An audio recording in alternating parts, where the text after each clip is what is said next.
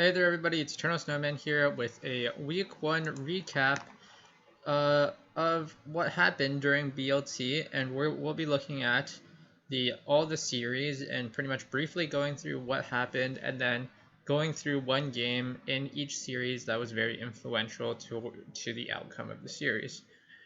And that was obviously interesting.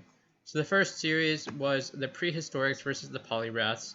And coming into this series, the Prehistorics were probably a little bit underdogs in the sense that when we went through the player opinions or general opinions about how all the teams stacked up, they said the Prehistorics were generally ranked under the Polyraths. And the first Ham should have been favored versus Micro, and he won very solidly. Dennis and Big Boy was probably the highlight, and it's the game that we're going to be going through. Sanzi versus OD, Ominous Draco. Ominous Draco was supposed to win that, and the Caro actually upset the Welsh Wall.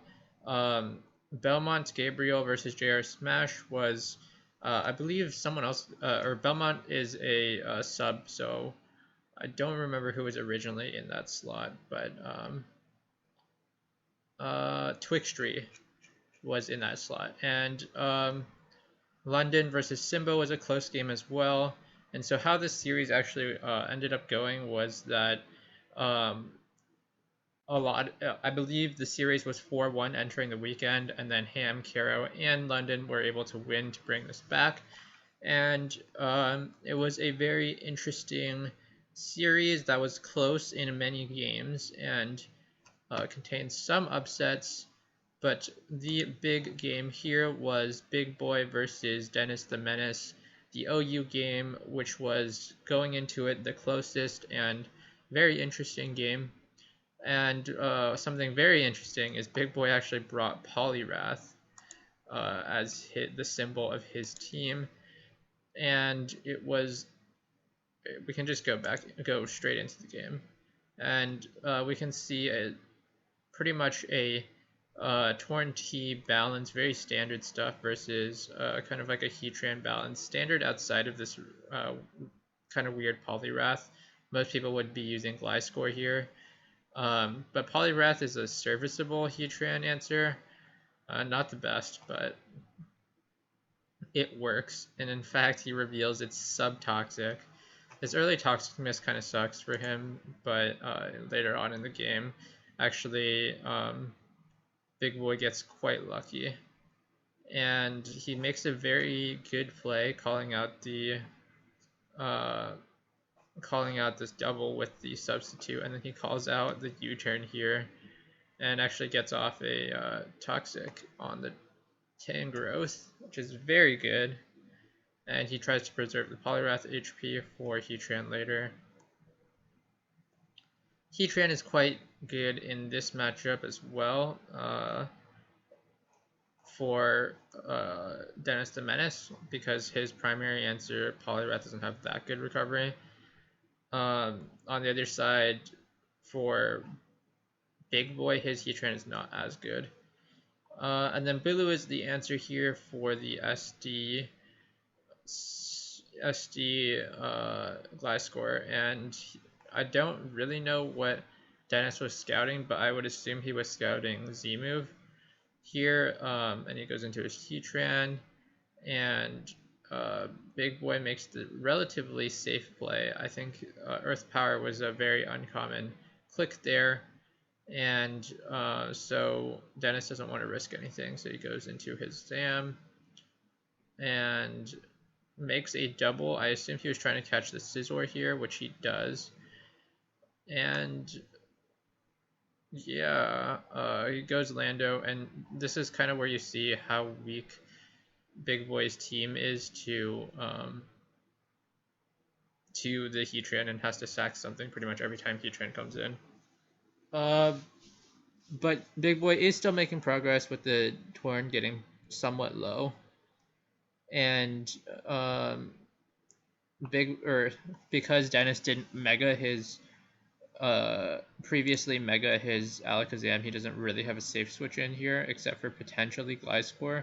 Not too sure why he didn't go Gliscor, but that happened. and he goes Gliscor this time.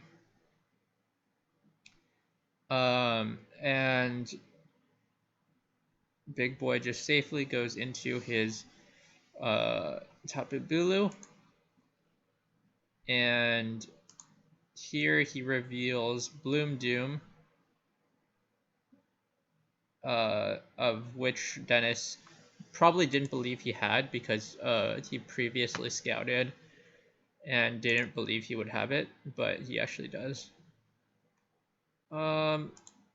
And so here, when he goes Tangrowth, Big Boy knows that Tangrowth actually doesn't beat Bulu 1v1, so he just SDs up, and then he gets the free kill here on the Gliscor. Because if the Gliscor chooses to roost, then Gliscor actually will give a lot of HP back to Bulu and still die because it loses its flying typing. He gets a somewhat fortunate crit there on Bulu because that actually meant that Bulu doesn't necessarily get a lot of HP back through the synthesis. And then Big Boy predicts the Heatran and does not actually get off the Magma Storm, which would have been really good for him. And once again, Dennis pivoting to try to get the catch the Scizor, which he does, and gets the Poliwrath for his troubles. And Big Boy goes back to his own Heatran and gets a nice chip on Greninja, but not the end, and gets the actually gets the Greninja as Greninja dies trying to spike, predicting I assume either Clef or Bulu coming in, and also because he doesn't necessarily need his Clef for anything, or sorry, his Greninja for anything else. Big Boy gets a pretty fortunate EP drop here, and the Focus Blast miss, which is what I was talking about earlier, that he got kind of lucky towards the end of this game, when at the beginning when he missed that Toxic. And then Heatran pretty much just cleans up here. And the rest of the Mons couldn't have dealt with Heatran anyway, so. Yes, Big Boy did get a little bit lucky towards the end. I don't know if that last exchange was actually a speed tie. If it was, then that would be unfortunate. But it was a quite entertaining game overall. And we can move on to the next series, which is between the Bolts and the Alakazams. And this was a series much anticipated, as both of these teams would be considered some of the best in the entire tournament. And it would be like between the Bolts, ourselves, the Laxes, and the Alakazams. And the Bolts are actually power ranked by my group, or like the people I talked to, as the #1 team heading into this tournament, into week 1. And so I wouldn't say the Alakazams are underdogs in this series, because I think it was still really close between all three of the top teams. But it was definitely a highlight matchup. So the one that we're going to be looking at is the Ubers game between Byron and MJ, which I believe happened when it was 3-1 and claimed the 4th game. So SMB won the first game very handily. I believe the second game that happened in this was Fejiro versus Sir Slacking. Either that or Saba or Sand happened. I don't remember exactly the order in which it happened, but I remember this game was a kind of a shit show, honestly, and it didn't end super well, but ended with a little bit of choking and not the best play, but it was very close. Charm Flash versus Sand included a Rain versus Charm Flash actually brought a very kind of cheesy Rain team, and Sand managed to outlast it. King of Crimea versus Pokemon E3. I don't super remember what happened in this game.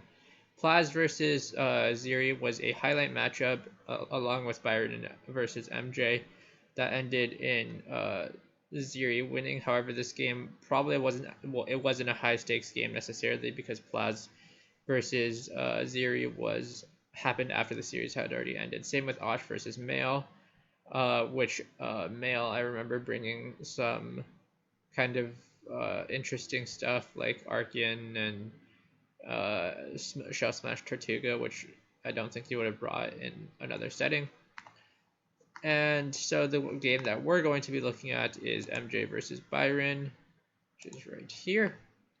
And just from team preview, it looks like Byron is bringing a stall team versus MJ's less conventional webs team with Mega Arrow plus Smeargle, which has been a combo that I've seen before and is, I wouldn't say is common, but has been experimented with multiple times to varying degrees of success.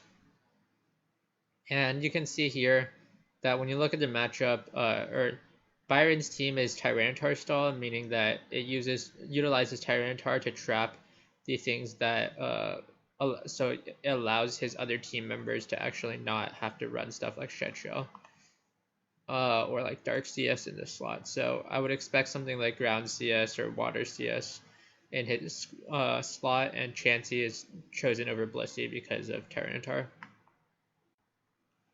And then looking at important mons here, Naganadel is going to be important if he can pressure with hazards, and Pedon is going to be ever important in the stall matchup because it's most likely Eruption.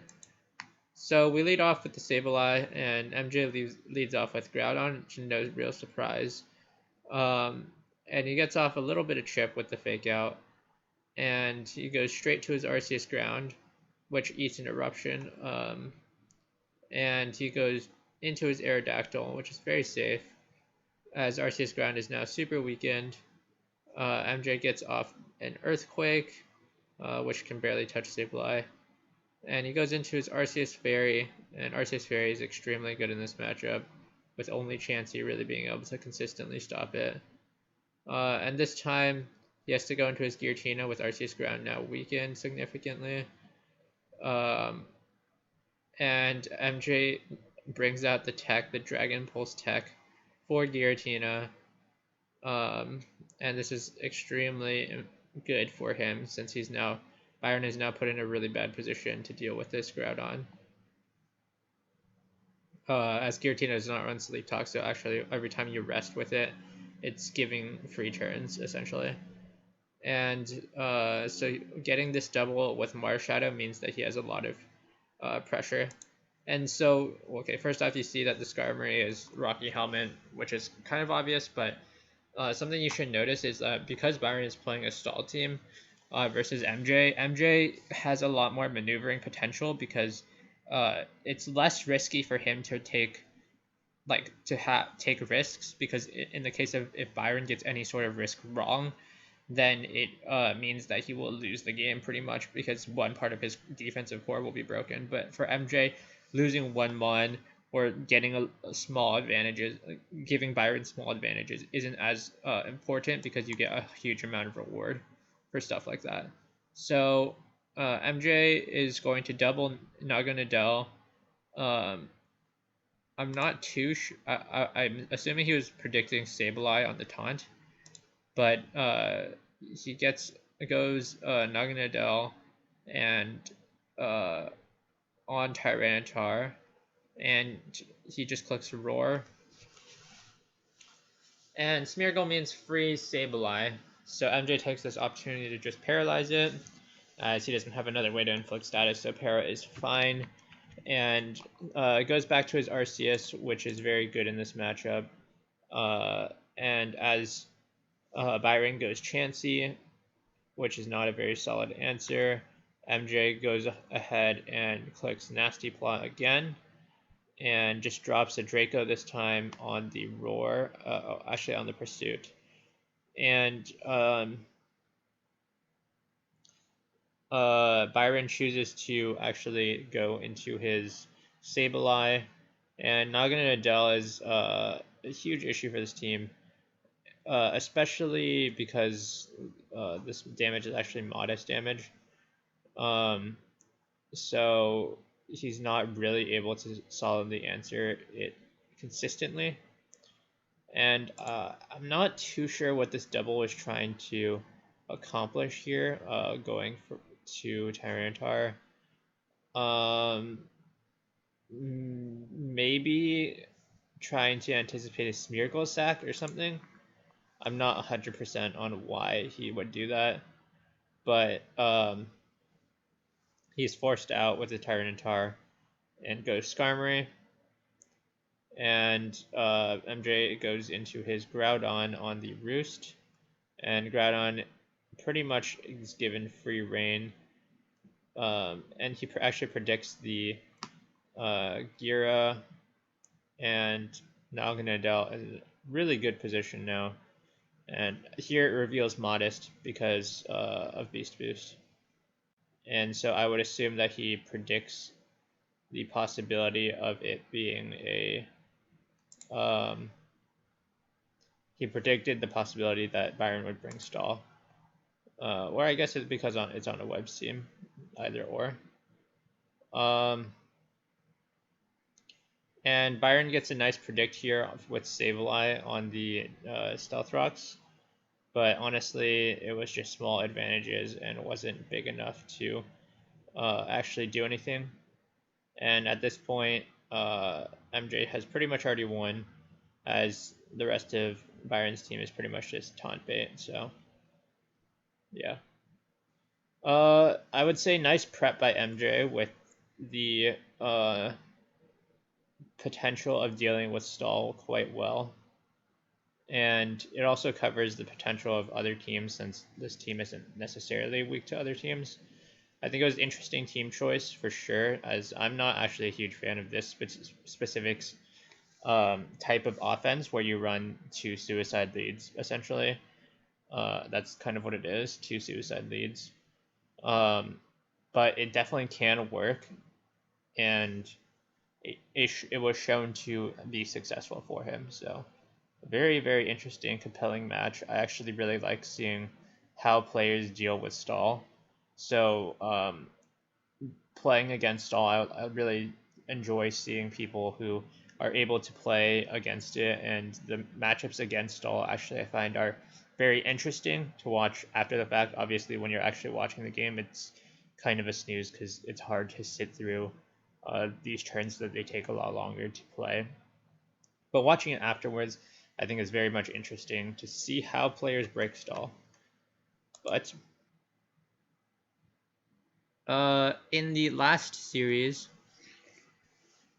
it is the DNCs versus the Weaviles, and this opened up with a early lead for the Weaviles, which is very unexpected, with a 3-0 opener, with Raftel, Reshiram's, Le Sabreur, and Mikav all taking wins early, I believe, or either Mikav or either Le Sabreur or Skilos taking a win early, and they managed to secure a tie at least. And the last game going into the very last game was actually 4-3 to the Weaviles, and it came down to Truth or Cream versus Jordan, which is this game right here.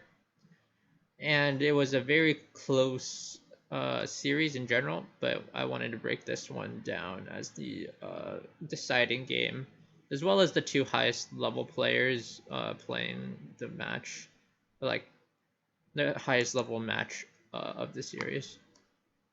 So we can just start it off. As Jordan leads Aggron into a Manectric, he goes straight to Gastro as a solid answer to Manectric. He actually later told me that this Gastrodon is AV, and then here he was scouting for HP Grass, which wasn't there. And Scizor just gets a free U-turn off as Aggron sets down the rocks. And here it kind of is revealed that Moltres is not Defog, as it's unlikely that he would have clicked anything but Defog on that turn. But yeah, on this calc you can see that Gastro is actually AV. And this is an interesting idea where you run 2 Mons Gastrodon and Aggron that don't have reliable recovery but very solid bulk with a Wish Passer. So it actually ended up being a really good matchup because it was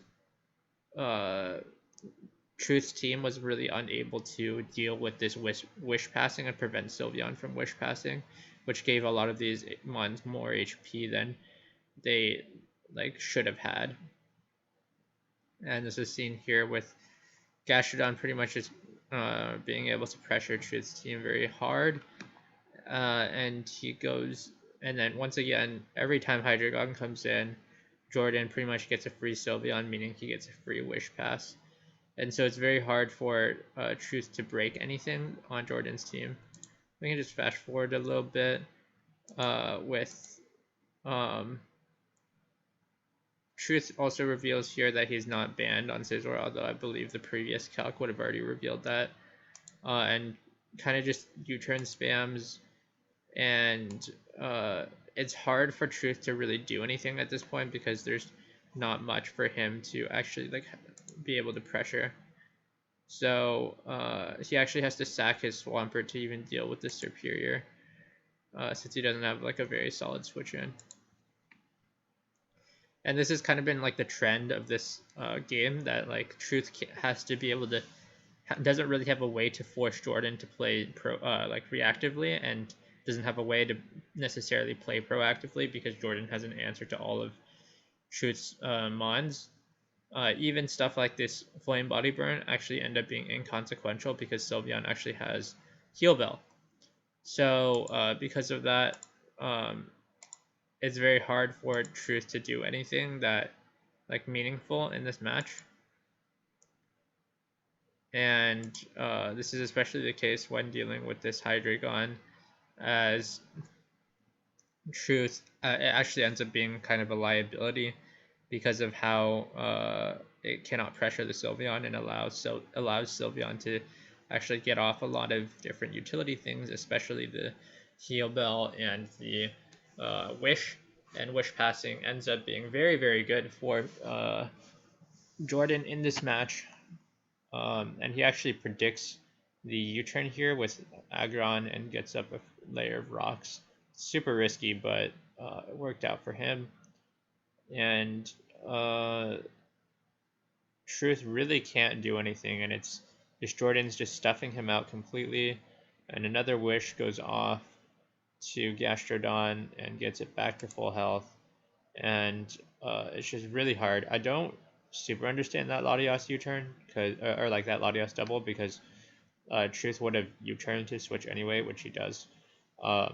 So I didn't super get it, but it didn't. He's so far ahead at this point that it's very hard for Truth to actually punish him for even doing stuff like that. And this is not even considering the fact that when Crawdaunt comes in, it is going to be extremely threatening and almost guarantee a kill. But it just has no way of getting in except for on it double right now. And Jordan doesn't want to throw the game. So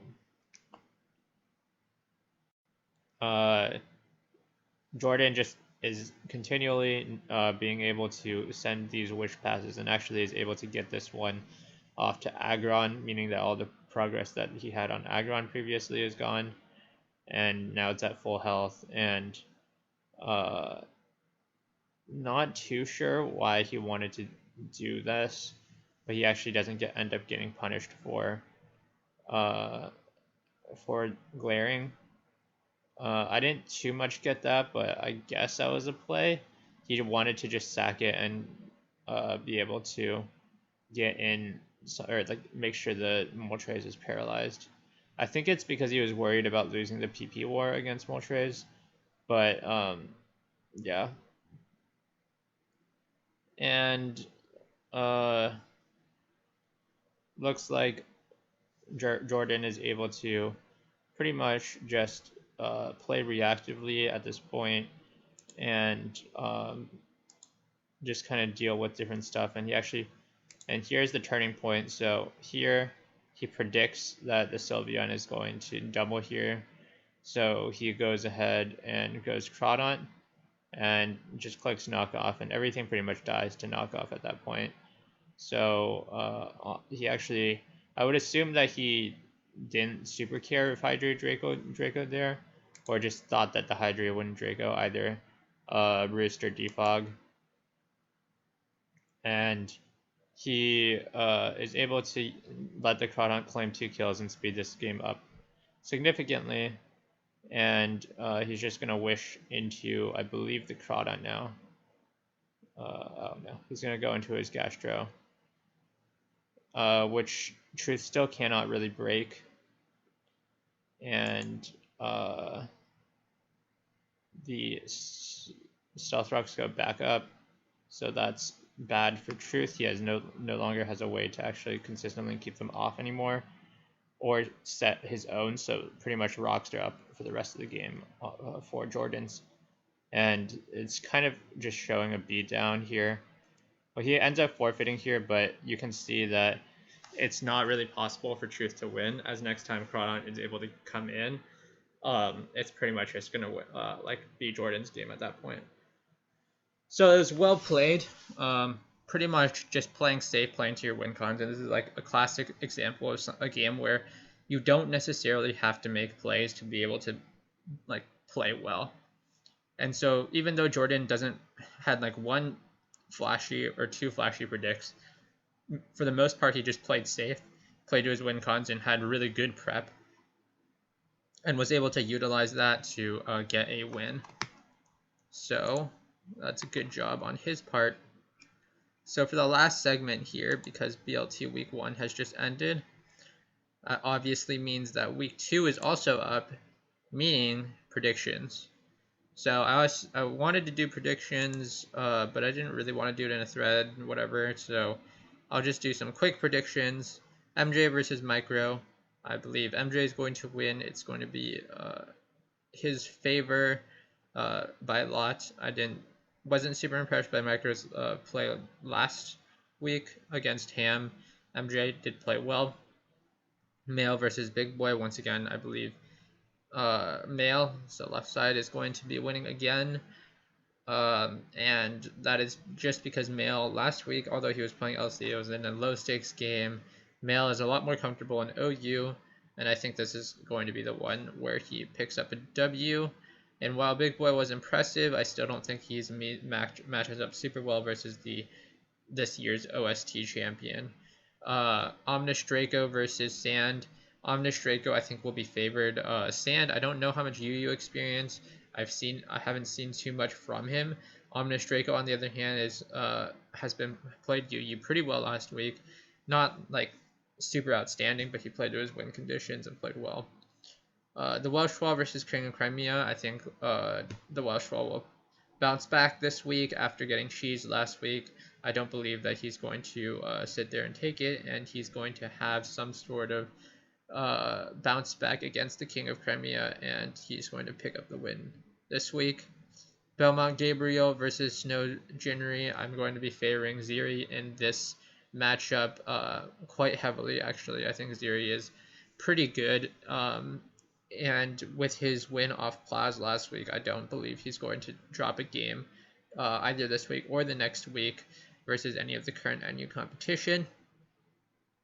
ABBP versus the Cheesin' one. I thought the ABBP played absolutely garbage last week. Had a terrible team selection, and I didn't feel like it was a very competitive match versus SMB. Granted, he did play against the best competition, and the Cheesin' one played pretty well versus Anime Sans. Not anything too special. Oh shoot. Sorry. But he did manage to play to his win conditions and win the game, and I expect him to continue his win streak here. And Sabo 1-1-1 versus Jasperos, I think is going to be a close game. I would favor Saba just because of the fact that he did manage to pick up a win last week, whereas Jasperos lost versus Richard Pepper. I think all the mono games will mainly come down to matchup, and how they play may not necessarily matter as much as the matchup. So I'm not too sure, but I believe the Alakazams are favored here, mostly just because The Alakazams have a lot of different monotype support. MJ, Zeri, Magma, and are all quite good at mono. Oh, actually, I skipped over LC, Magma versus Simbo. I'm favoring Simbo here. Although Simbo did come off the loss last week to London, I still believe that they're one of the best LC players in the tour. I don't see Magma really as someone who can compete with a lot of the best LC players in this tour, like Simbo or like Fee, or any of these other top LC players. And while he's pretty decent at LC, I would say, it's definitely not to the level that Simbo is. So I would favor, so let's see, I would have had, so actually I'm predicting 4 to 4, 4 to 4, with the Zams taking Ubers, OU, NU, and Mono, and the Polyrats taking UU, RU, LC, and Joe. The matchups to watch in this series that can potentially turn it around, I think, are UU, where if the Alakazams take it, then they can win that series, and Monotype, as if the Poliwraths take that series, I think it's likely that they can win that series, but I think it will be a close series in general. Moving on, the Bolts versus the Prehistorics. These are both the teams that lost last week, whereas the other two teams were the Prehistorics actually tied, so the Bolts lost, the Prehistorics tied. So the first matchup, Byron versus Ham. I think this is probably going to be the highlight of the week, as they're, for our Ubers at least, as they're both very good players. I would say Ham is probably a little bit favored. I think Byron has been shown to be a lot easier to C team or C style versus Ham, who is a lot more unpredictable. Charm Flash versus Dennisthemenace. I'll still favor Charm Flash despite him losing last week to I think Sand. Yes, to Sand. And I think Charm Flash will continue his run from OST and show that he is still a good OU player. I think he far outmatches Dennisthemenace, who I was not super impressed with his play with last week. We actually went through his match. He was good, but I don't think he managed to play the end game super well. Despite, well, he did get kind of unlucky with the Recover Alakazam, but despite that. And this UU game, Surslacking versus Sanzi, they both didn't play super well last week, but I felt that Surslacking did actually make his match pretty competitive. Sanzi, I think, had way too many misplays and got completely destroyed by his opponent, which was, I believe, Omnis Draco, yes. And I thought that Surslacking actually played a little bit better, so I'm going to favor Surslacking in this matchup. Pokemon Eevee versus Carolina.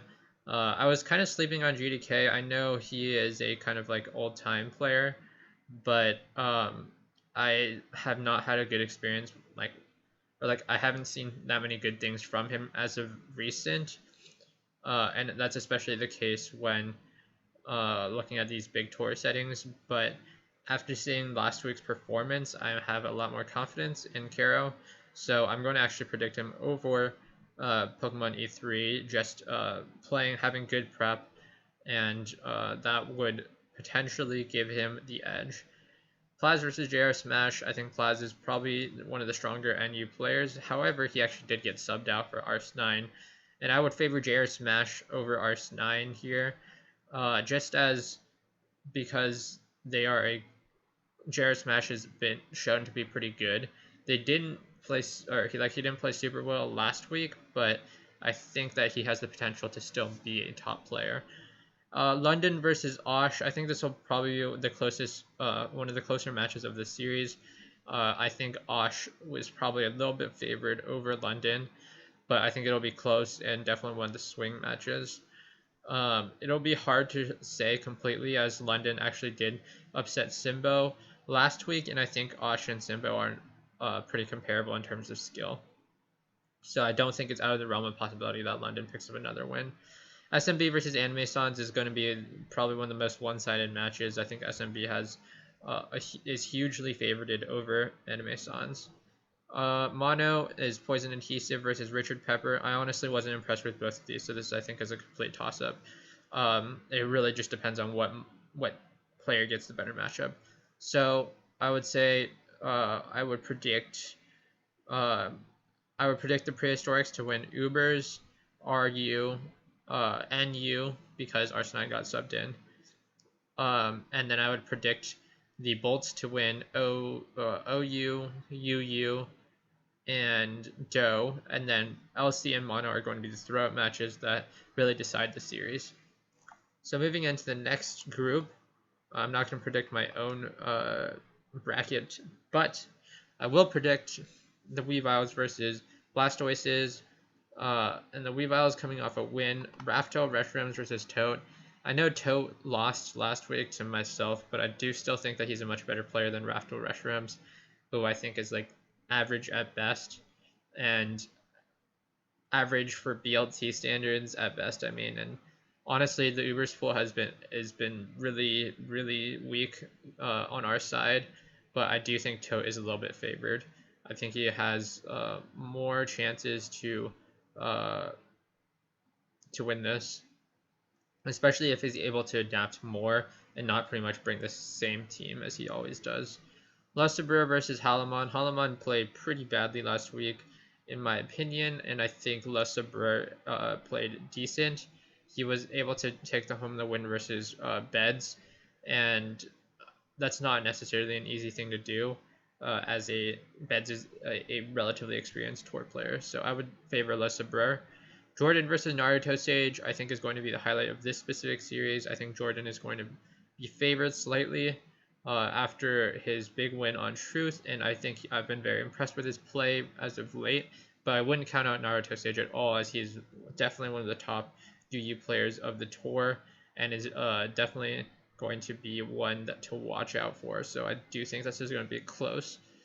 Lightning versus Serene's Grace? I think Serene's Grace is going to be a clear favorite here by a long shot, with Lightning making his debut here in BLT 5. I do still think that Serene's Grace is a significant amount better, but yeah, I don't super know how well Lightning plays RU, but I would favor Serene's Grace pretty heavily.